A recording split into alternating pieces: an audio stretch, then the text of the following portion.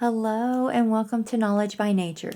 In today's video, I wanted to talk planners a little bit, and more specifically, I wanted to discuss the Hobonichi cousin Avec. So, if this is something you're interested in, stick around.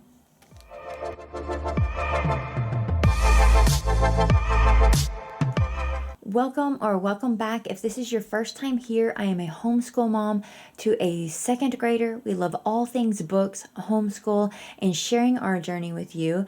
And I love all things planner. And so if that is something that you're interested in, I would love if you would consider hitting that subscribe button. And if you enjoy this video, give me a thumbs up.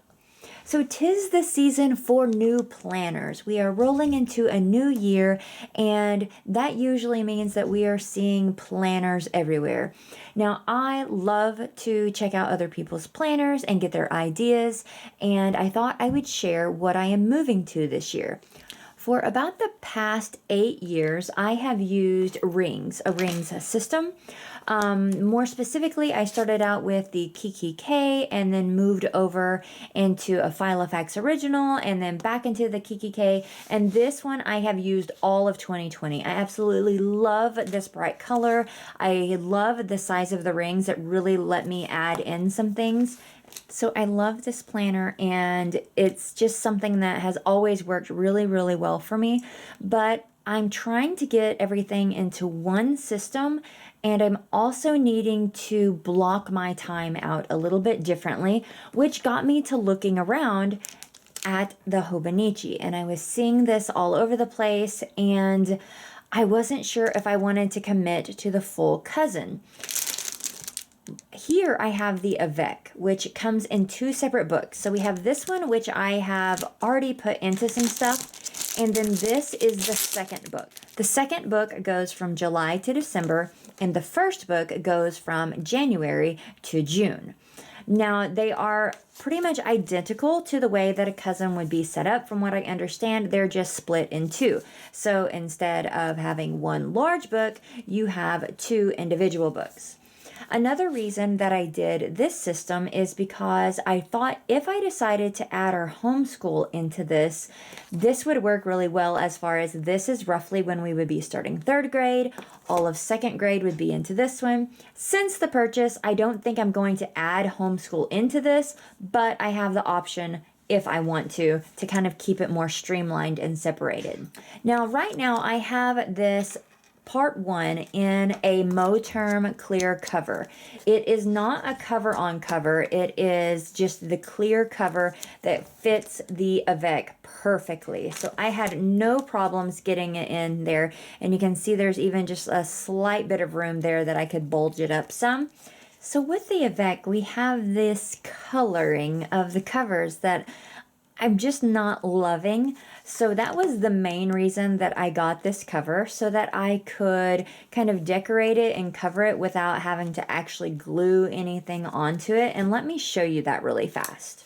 So here is the clear cover, and what I did is I just took a piece of wrapping paper that I had and put in the back of this, so that when I slide this in, this yellow isn't showing. Now, I covered this actually with just some washi tape, but I could get it off pretty easily.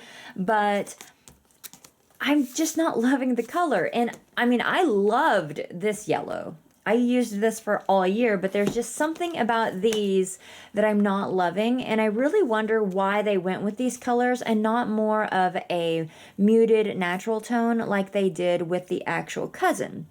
But nonetheless, they didn't. So I have covered this, and then I use this piece of wrapping paper in the very back to put in this Moterm cover. There's also a little pin loop on there, so it's nice that you can just already have your pin loop in it. Now, usually I would have my Avec inside my journal here, which is a beautiful leather journal that I received quite a while ago. And it's actually a traveler's notebook, but all I've done is I take the back of the cover and I just slide it in this pocket. And it kind of has to like fix it a little bit, but then So I have an extra notebook over here on this side, and then I keep that. So this is how it is when it's just at my house. I leave it in this, and this is how it's going to sit on my desk. However, I'm about to be traveling, so I didn't want to take this giant book with me. I wanted to minimize it as much as possible, and that's one of the really cool things about the Avec, is that it's a lot smaller of a book to take on the go, where generally I might not have taken this otherwise if it would have been so big. Now, to get this back in the cover, all I do is I open up my cover and I take the back piece and slide it into my wrapping paper section. Get that pushed all the way in there. Then I stand it up on its edge. I fold the cover back like this, and it just slides in there, and it's not doing anything to the notebook. Like, I'm not hearing any stretching or anything, and then that way I don't have to like actually bend this part. So that seems to like go in there perfectly, and it just fits wonderfully. And then I have this cover covering up this yellow, and I really like it a lot better having that yellow covered. And again, super easy. I can take this with me, and it's no problem to travel with this. Now let's look inside the Hobonichi. I've already done some things to set up for 2022, but this one is completely empty. I haven't done anything with this, and that way you can see what it would look like originally. All right, so keep in mind that this is the July to December version. This one is stiff because I haven't opened it yet, but we have the little logo here, and inside you have the 2022, the 2021 calendar, and the 2023 calendar. For my first Avec, I went ahead and placed an order to get some stickers to cover up some of these so that it'll actually say January, but those aren't in yet, so I'm still waiting for those. Then here it picks up from July, August, September, October, November, December. And then in the second one, you get January, February, March, April, May, June of 2023. Now, in the first version, it is slightly different, and let me show you that. So here's the first one again, where we have the same calendar that we had in the second. And then you can see I've already wrote a few things because I'm thinking I'm going to do this kind of as a tracker. But here we started with January 2022. We go to June. Then we go from July to December. We see that we start with July and we go all the way to June of the next year. So that's kind of cool as far as that goes, I think. Then we start in with June for a monthly calendar. For the first set, it actually starts with December of 2021. So you get the previous month from whatever this is actually starting. The only thing you're getting the previous month out of is just the monthly page. So you have the monthly pages that are going to go all the way until this one actually goes to January. So you get a little bit of room for forward planning. So this gives me till January 2023 in this one, where this one gets me to July of 2022. So you do have a little bit of overlap between the two. So this really even opens it up where if you wanted to start mid-year, this would be a great planner to get that started with. Now, after your monthlies, you are going to start with your weeklies. And again, we're starting with July, so we're getting just a little bit of June here as July starts on a Friday. One thing that is a little bit different that I'm not going to be 100% used to is that this starts on a Monday. Now with my rings, my weeks always started with a Monday, but my month didn't. So the month will be a little bit something that I'll probably have to get used to as seeing the Monday over here. But I do really like that Saturday and Sunday are combined on both. It's just going to take some getting used to. So you have all these weeklies here with a little calendar over here, the week circled, and then time slots. And it starts at 5 a.m. and goes all the way to 4 a.m. So you're able to block this off however you would like. Now at the end of the weeklies, you have a few note pages. So here at the end of the weeks, we have turning the page, a blank sheet. Then you have a grid sheet with kind of a monthly cover sheet. And then you come over to the first and the second and it goes through. You'll see that they are slightly colored here. So we have August is like a purple tone. We have September as a burnt orange sort of. October is purple. November is green, and December is red.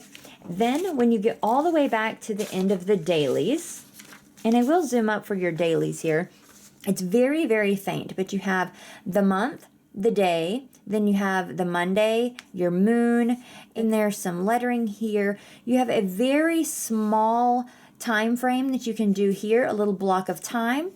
There's 1, 2, 3, 4, 5 blocks if you wanted this to be task.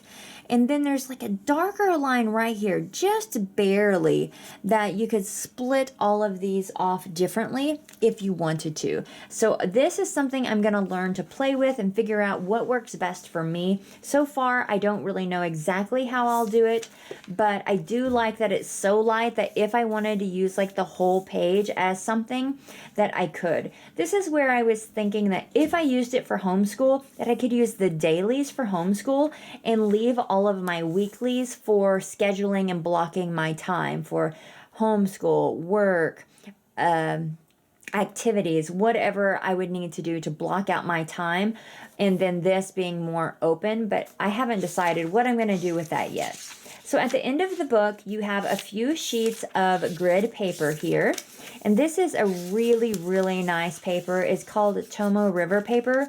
And that's something else I'm going to have to get used to because I'm used to using some really, really thick inserts, and I could use like pretty much any pen and not have to worry about bleed through or smearing. And then we have a timetable. Then we have some graph paper, some favorites, my 100, and then a few sheets that are just going to be something that you could either cover up, or if you liked it, you could leave it. I actually ended up covering it up in my first one or doing a pen test on some of them. This is gifts. And then this is just a quick age reference. So if someone was born in 56, they would be 66 this year. So that's kind of interesting. I do kind of like that. And then some more information here. Then you have a spot for 8 addresses. And then on the back is for personal notes. Now right here, this is kind of the color of the original Hobonichi cousin. And I don't know why they didn't do something like this for these. I mean, they could have even left it like browns, but just done the hues a little bit differently, so you had a difference between book 1 and book 2. I'll show you here in the back where I have covered up some of the pages. So here I was just doing some pen testing. Then back here, I went ahead and just took some note pages and glued them so that I covered up some of those extra pages. So I have for if I needed to do a brain dump or just write something, and just have these as extra note pages. So I do also enjoy that they're split so that I can bulk it up if I decide to. If I really decide to put a ton of stickers and washi and pictures and inserts, I can do that, and it's not going to be as bulky as if it would be one. So here you can see I've done very little, but already there's a size difference, and all I've really done is add a little bit of washi tape to a few pages and added those few inserts. So I'm really excited to use this. This is my first year being in like a bound book like this. I've been in rings for so long, but I'm excited to give this a try, and I really like that I'm able to add so many of my planners into one. So I was able to take away my work planner and combine my work planner and my personal all in one to hopefully have just a few less things that I'm having to grab for every day. So if you enjoyed this video, I'd love if you give me a thumbs up, hit that subscribe button, and have a great one. See you next time.